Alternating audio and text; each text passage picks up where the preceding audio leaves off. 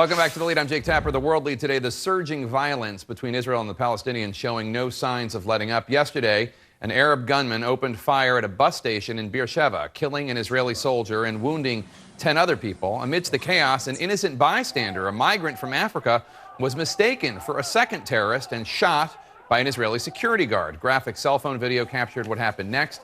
An angry mob of presumably Israeli bystanders kicking the 29-year-old innocent man who was lying in a pool of his own blood. He died later at the hospital. This is just the latest incident in the escalating unrest that has folks on both sides on edge. CNN's Oren Lieberman is live in Jerusalem. Oren, how afraid are people there that this is basically becoming the third Palestinian uprising or intifada?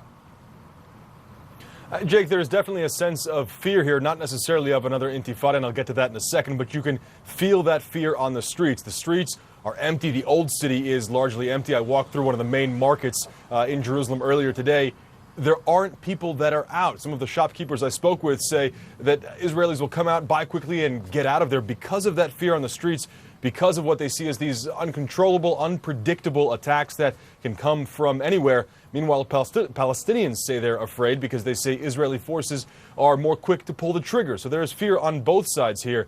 But I think Israel views these attacks as uncoordinated, unconnected, largely unpredictable, not necessarily an intifada, an organized uprising. The fear, could it turn into that? Jake, worth noting, it's 11:20 at night here in Israel. We're 40 minutes away from this being the first day without an attack in what seems like a long time here. All right, Oren Lieberman live in Jerusalem. Oren, thank you so much. Appreciate it. Back with us is Republican presidential candidate, Kentucky Senator Rand Paul. Senator, thanks for staying with us. The violence in Israel only seems to be getting worse. If you were president right now, how would you respond and try to de-escalate tensions? You know, it makes me sad when I see the violence, and it seems to be sort of never-ending violence. I traveled over to Israel a couple years ago, and I went with high hopes that I would discover what everyone else had missed over there, that I was so smart that I could figure out the Middle Eastern problems and tell them how to make it better. And I came home maybe a little disappointed. You know, I'm a physician. I always want to believe that there's an answer, or a diagnosis and an answer. The only thing I came home, I think, maybe understanding is that maybe there isn't an easy answer, that there's not going to be a grand sort of bargain and all of the violence goes away.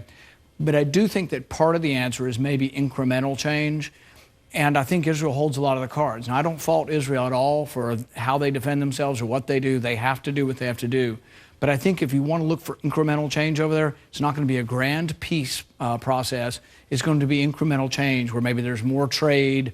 The West Bank has allowed a little more autonomy with trade, maybe a little more control over the tariff fees that go in and out of the West Bank. Little things like that. Maybe eventually allowing Gaza to have a port, maybe under the joint authority of Israel and others. But it has to be those incremental things. But it's not like tomorrow someone's going to end the violence. But I think incremental improvement in the well-being of all those who live in the confines over there is going to be part of the answer. But it won't ever be a complete, sharp demarcation that this is the final solution. Israeli leaders blaming Palestinian leaders for inciting violence. Palestinian leaders say, look, all these young people stabbing Israelis, stabbing Jews is a result of decades and decades of no hope and people living under occupation.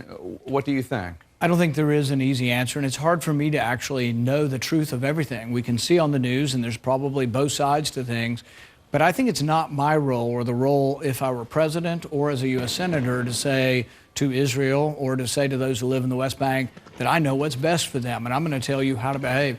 Ultimately, peace has to come from those who live there. I think we can encourage both sides to talk, but I don't think we can ultimately, it's always been said America is going to be part of the, getting the peace plan. Really, ultimately, it's going to be those who live there who have to come together for peace. Let's turn to an even worse situation in that neighborhood. In Syria, Barbara Starr, a Pentagon correspondent, is reporting that the U.S. officials now estimating there are about 2,000 Iranians now fighting against ISIS alongside Russia and Assad. You've talked about a no-fly zone. How would that work, and how aggressively should the U.S. implement it if there's a Russian fighter in the air? I think a no-fly zone is actually the dumbest idea I've heard of all the candidates. And you have Hillary Clinton on one side promoting it, and you have 5 or 6 Republicans promoting a no-fly zone. This would be a no-fly zone in an airspace where Russia's already flying. It would be a recipe for disaster. It's probably a recipe for World War III. And I think it's such a bad idea that it probably won't happen. But we also had to look at where we are. You mentioned Iran is in Iraq. Russia is in Iraq or flying over Iraq and flying over Syria. And think about it. Are we better off or worse off with Saddam Hussein gone? Did the Iraq war help us? I think we're worse off in every way. And this is the important question that Jeb Bush was asked initially, and he didn't quite know how to answer, was knowing now what you know now, would you invade Iraq again? And the answer should be absolutely not. But the answer should also be, should we go back to Iraq to another war now? Absolutely not. So your opposition to a no-fly zone in Syria, do you think those who are proposing it, who include not only Republican candidates, but Hillary Clinton, right. Do you think they don't know what they're talking about? Are they just trying to sound tough? I think they're mistaken, but I think it's the most important foreign policy question of our time, of this part of the year, this part of the debate. It should be asked of every candidate, are you for a no-fly zone? Because if you're for a no-fly zone, I think you're naive, because I think it's a recipe for confrontation with Russia. And I think many on our side, on the Republican side, who say, oh, I'm going to be the next Ronald Reagan, I'm going to be the next incarnation of Ronald Reagan. Ronald Reagan would never do a no-fly zone. He would also never cut off communications with Putin. He kept communications through the Cold War with Gorbachev, and because he did, and some Democrats as well, we kept the lines of communication open. Eventually, we ended up having the Cold War peacefully resolve as opposed to a war. Those who were saying, like Carly Fiorina, for example, she won't talk to Putin, she wants a no-fly zone. I'm not so sure why she has to be so bellicose, but it's really, really naive, and we should have a debate over that, about who we want leading our country. All right, Senator Rand Paul of Kentucky, thank you so much. This programming note, Republican frontrunner. I'm the leading state sponsor of terrorism.